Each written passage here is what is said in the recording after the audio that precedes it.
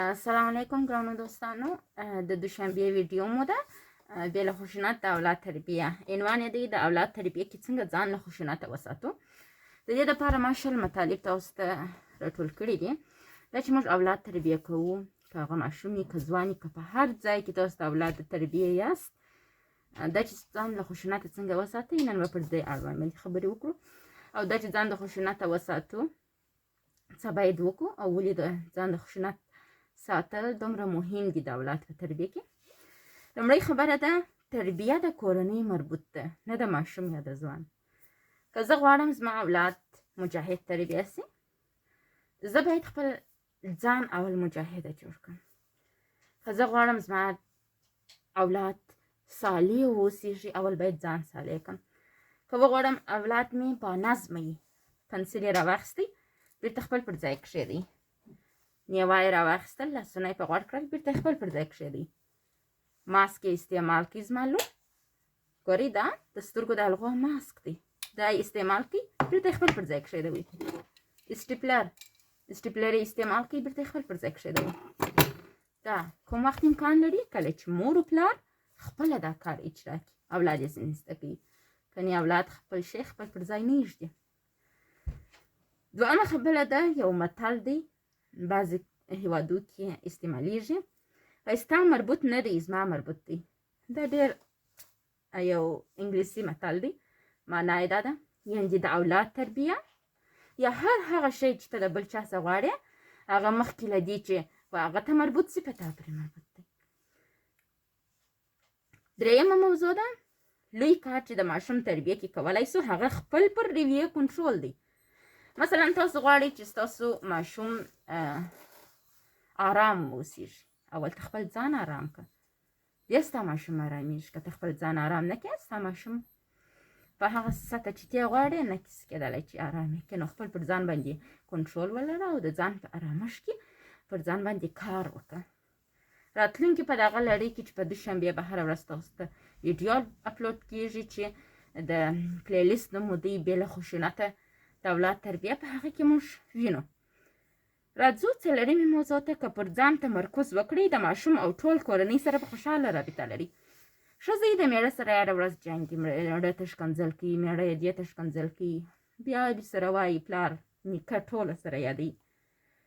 که موږ اول تمرکز خپل پر ځان وکړو، میړه ته په سپکه ونه ګورو، میړه موږ ته په سپکه نه ګوري.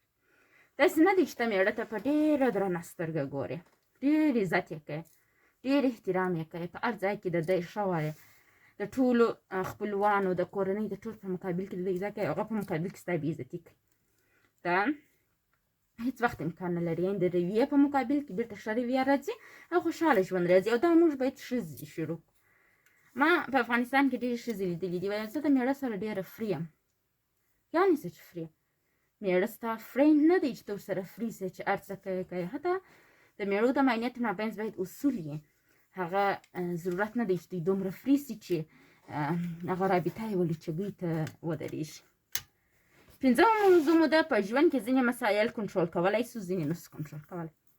دا باید موږ ومنو. بعضې شیان دې کنټرول کولی سو. مثلا زه نړیوال مومند روغتون ته ورغلم، د ډاکټرانو د غلط رویې سره مخامخ شولم، ځکه چې هغوی هغه ناجوړي چې ما ورته تشریح کړل، ما ورته ویل زه بایپولر ناجوړي لرم، ما ورته ویل زه کامپلیکس PTSD لرم، ما ورته ویل زه اتیزم لرم او ADHD لرم. ډاکټره د جرمني سره راغلې ده، په جرمني ژبه یې درس ویلی دی، هغه په انګلیسي په دا اصطلاحاتو نه پوهېدل چې دا بیا چې راته وایي. هر خندله او ما ته درد رالی، ځکه چې زه یو پروفیشنل نجلۍ وم. ما غوښتله چې هغه زما سره ښه رویه وکړي او هغه څه چې ما غوښتل هغه واوري. بس ما ته درد رالی، ما خپل دستکور راواخیستې، جست ته به راولاړم، شکایت مې وکړ. ښه مخکې له دې چې ما دا کار کړی وای، زه خپل عکس العمل تاسو ته تشریح کوم. ما باید دا ویلي وای چې پروانې دا ښځه د جرمني سره راغلې ده، د دې جرمني ژبه درس ویلی دی، نسایي ولادي خدای خبر قابله ده، ډاکټره ده، شتې 2 ورځې کورس یې ویلی دی. دا ستا په خبرو نه پوهېږي. ته دا کښېنوه چې جانې کښېنه، خانده مه. دا موضوع داسې ده، ما غرور وکړي، ما غرور وکړي، ځینې ولاړم او کیسه کې هم نه شوم. شاید هېڅ وخت بیا زه مومند نړیوال روغتون ته ولاړه نه شم. زما به د هغه اولین او اخرین راسي. نن دا دی چهارشنبې ده، زه مجبوره یم تاسو ته 3 ویډیوګانې جوړه کړم، یوه د دوشنبې، یوه د سهشنبې، یوه د چهارشنبې.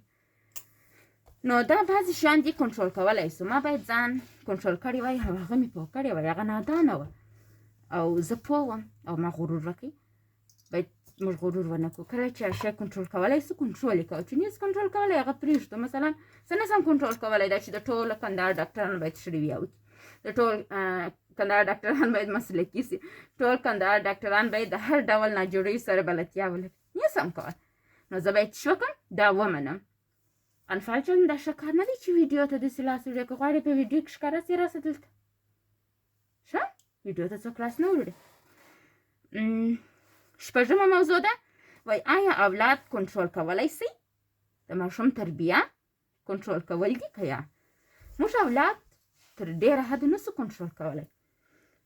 د ماشوم تربیه په کنټرول باندې نه کېږي.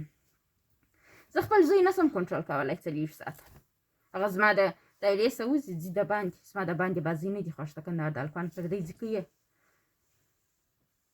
زه هره ورځ د یاداورۍ حق نه لرم، خو په میاشت کې یو یا پلا بیا حق لرم چې جدي رویه ورسره وکړم. نه چې هره ورځ ته غواړي هغه کنټرول کړي. موږ اولاد نسو کنټرولولی. اووم جواب دی، وای نه خیر اولاد نسو کنټرولولی. موږ اولاد نسو کنټرولولی. باید د دې څخه لاس واخلو، هغه ته یو تقسیم اوقات جوړ کړو، پر هغه تقسیم اوقات هغه بوز، د مکتب غم یې وخورو، د کورنۍ کار غم یې وخورو، نور موږ مسؤوله نه یو. اتمه موضوع ده، د ښه ماشوم لپاره پر ځان تمرکز شرط دی. مثلا زه غواړم زما زوی مجاهد سي، نه دا زما هیله ده او زما زوی هم د دا مسلک سره اوس مینه پیدا سوې ده. زه دته د مجاهدتوب هغه ښه والی بیانوم. هغه هم اوس ویډیو ته ګوري وای و یعنې هغه دې ته اماده کېږي. اتمه موضوع ده، نهمه موضوع ده، که غواړو با نفوذه او تاثیر لرونکي واوسېږو نو اول باید زده کړو ځان کنټرول کړو، د اولاد رویې صرف نظر وکړو.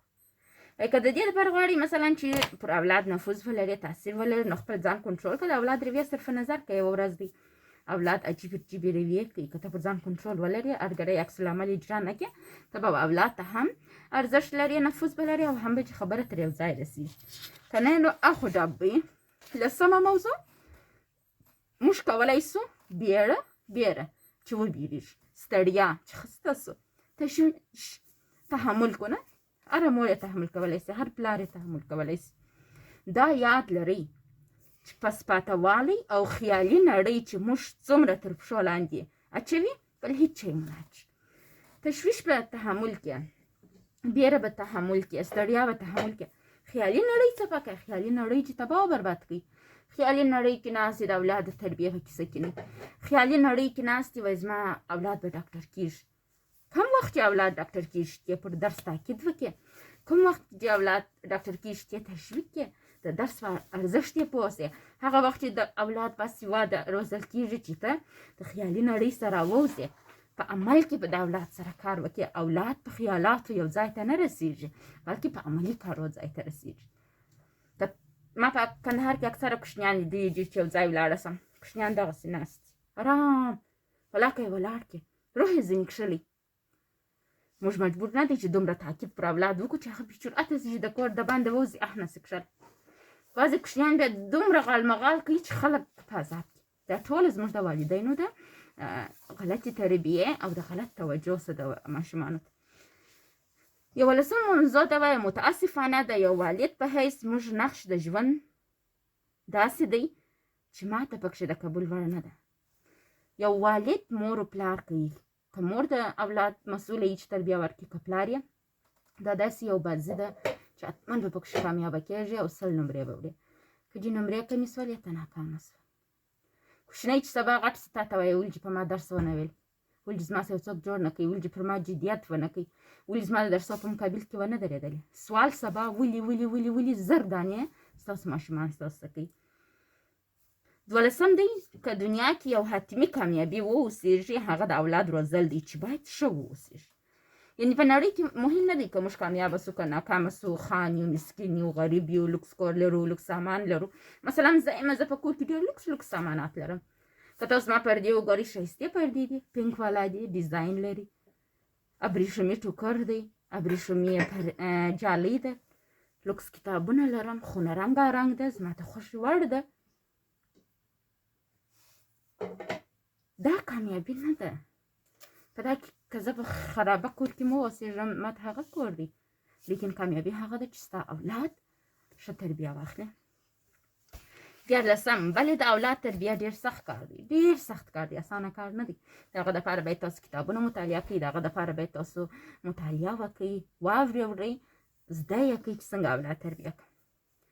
14مه موضوع ده که د ماشوم په ځای ځان مسؤل وګڼو نو ځان مو لوی مشکل کې تشکیل کړ. باید پوه سو هر ماشوم د فکر خاوند دی. زموږ کورنۍ د وای اولاد سره کم فکر کوي، سره کم خبرې کوي، د ټولو مسؤلیت یې لري. حتی ما په پښتني ټولنه کې داسې کورنۍ لیدلې دي چې د زوی د 20 کالو وي، معاینې ته یو اینا نسي راوړلی، د پلار سي اجازه اخلي، د مور سي اجازه اخلي. دومره مسؤل اوسېدل د اولاد په ژوند کې، خپل ځان او خپل رنګ، خپل خاندان ډېر ژر بیا سبا د یو چا سره خیښي وکړي. ته د زامنو سره داسې رویه کوې، د لوڼو سره داسې رویه کوې، ټوله ستا په کنټرول کې. هغه په جواب کې به راته څه وایي؟ وایي د کمسل څه د اصل تمامه کړه هړونه تور لوان کولی نه شي. دلته به ته د اصل زوی یې، لیکن تا غلطي چې وکړه، اولاد چې کنټرول کوي، چې کنټرول چې کوي، دنیا پر تا د چې نوم یږدي د کمسل. هېڅ وخت د اصل نوم پر تا نه ایښودل کېږي. 15مه موضوع ده د ولادت لومړۍ ورځې څخه ماشوم لاس انتخاب ته اړوي چې دا د ماشوم رشد دی، طبعي توانایي لري. دا اولې ورځ چې کوچنی پیدا سي یې وتړاوه چې دونې نه کې خلاص کړي، هغسې دغسې ځان خلاص کړي، داسې کړي، داسې کړي.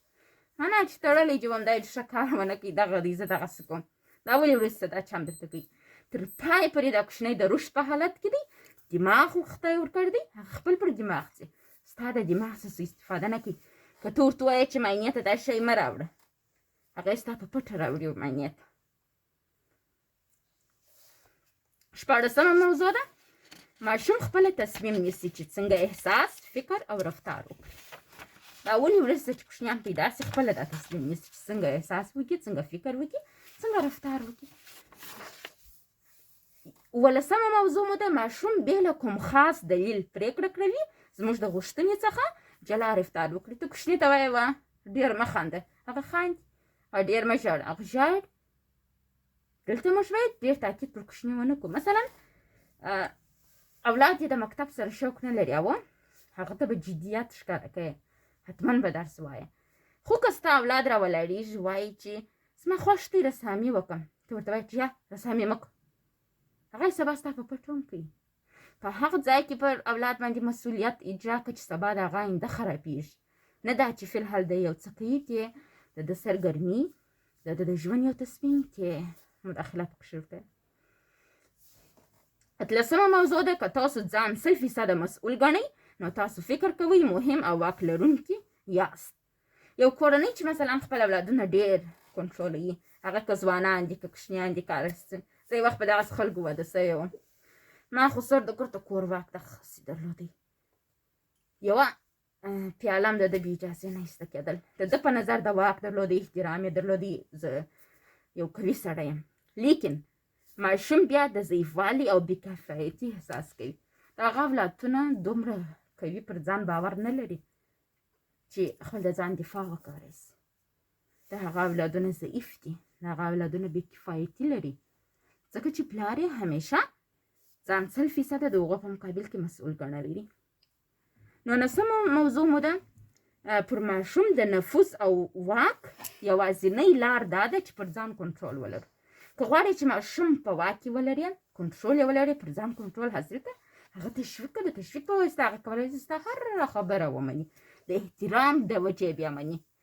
زه یو ورور مې دی جلیل نومیږي، یو ورځ یې ویله وایي ما ته پلار د فیسبوک اجازه نه ده راکړې، او زه فیسبوک نه استعمالوم. ما څه جالب، پلار د فیسبوک اجازه نه ده ورکړې او دی فیسبوک نه استعمالوي.